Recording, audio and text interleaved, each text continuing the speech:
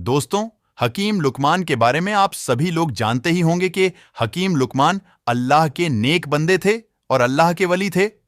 हकीम लुकमान रहमतुल्लाह अलैह की विलादत हजरत दाऊद अलैहिस्सलाम के द्वार में हुआ और आपका विशाल हजरत यूनुस अलैहिस्सलाम के द्वार में हुआ, जो गुमला के करीब है और गुमला फलस्तीन का वाक्य है। वह अल्लाह के नेक बंदे और अल्लाह के वाली थे। लुकमान के माने बहुत ज्यादा अक्ल वाला है।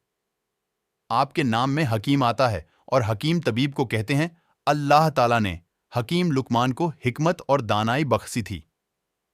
आपकी हिकमत की यूनान में बहुत मशहूरियत है, जिसे तिब्बे यूनानी कहते हैं, कुरान ने पाक में अगर किसी का जिक्र आ जाए तो वह चीज बड़ी अजमत वाली और उसका वकार और बुलंद हो जाता है। मगर यहां तो अल्लाह ताला ने हकीम लुकमान के नाम से एक पूरी सूरत नाजिल फरमाई है। इसके हिकमत और दानाई के बहुत सारे वाक्य मौजूद हैं। इनमें से एक वाक्य आज आप लोगों के सामने पेश कर रहा हूं।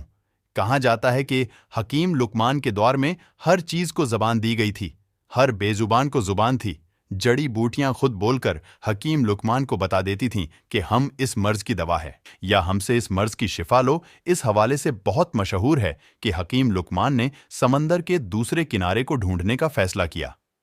उनके पास एक तोता था, एक वाक्य जो उनसे बातें किया करता था। हकीम लुकमान ने अपनी हिकमत से जड़ी बूटियों से एक ऐसी दवा तैयार की जिसके खाने से तोता बगैर कुछ खाए पिए और बिना थके 6 महीने तक अपनी उड़ान को जारी रख सकता था। हकीम लुकमान 2 ऐसी गोलियां तैयार कर दीं।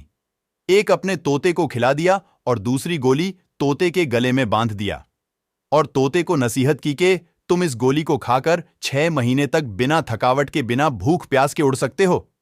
और साथ ही यह नसीहत की कि अगर तुम्हें कहीं पर भी भूख और प्यार और थकावट महसूस हो तो तुम दूसरी गोली खाकर वहीं से वापस हो जाना और आगे मत जाना। तोते ने हकीम लुकमान से इजाजत ली और समंदर की तरफ उड़ चला। तोता मुसलसल अपनी उड़ान 6 महीने तक जारी रखे हुआ था, लेकिन उसे अभी तक समुंदर का दूसरा किनारा नहीं मिला। तोते को उड़ते हुए अब 6 महीने से ज्यादा हो गया था। अब उसे भूख और प्यास महसूस होने लगी। थकावट का भी एहसास होने लगा था, मगर यहां तक जहां वह जा चुका था वहां समंदर का किनारा तो दूर, कोई पत्थर या चट्टान भी नहीं मिला था जिनके ऊपर वह बैठकर सांस ले सकता था। थोड़ा आगे जाने के बाद आखिरकार एक समंदर में चट्टान नजर आई। तोता उसके ऊपर जाकर बैठ गया। दरअसल वह चट्टान नहीं बल्कि एक बहुत बड़ी मछली थी, लेकिन तोते को अभी यह नहीं पता था कि यह चट्टान नहीं, एक बहुत बड़ी मछली थी। थोड़ी देर में उस मछली ने थोड़ी हरकत की तो तोता बहुत हैरान और परेशान हो गया कि वह यह देख रहा था कि यह चट्टान हिल क्यों रहा है।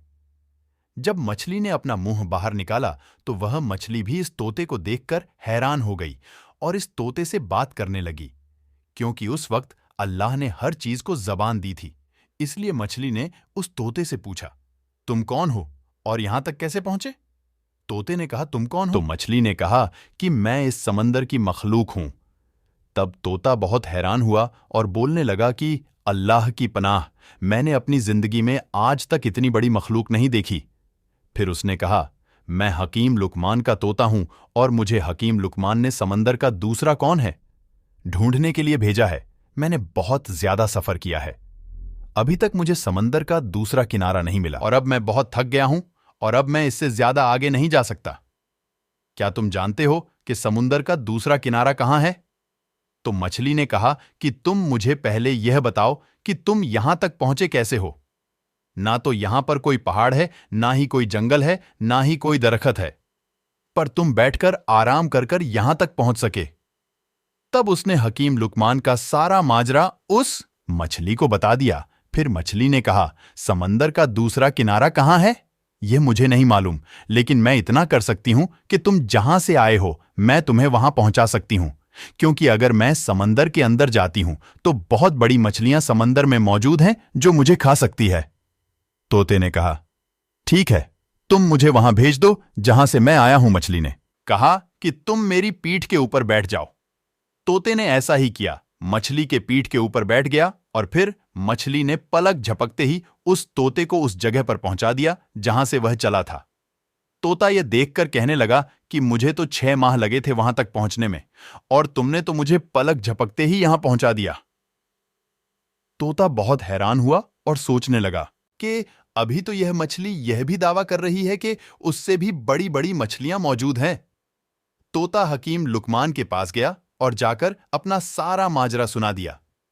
हकीम लुकमान ने जब यह सारा माजरा सुना तो बहुत हैरान हुए और अल्लाह की बारगाह में सजदा किया और कहने लगा कि अल्लाह, बेशक तू ही जानता है कि समंदर का दूसरा किनारा कहाँ है।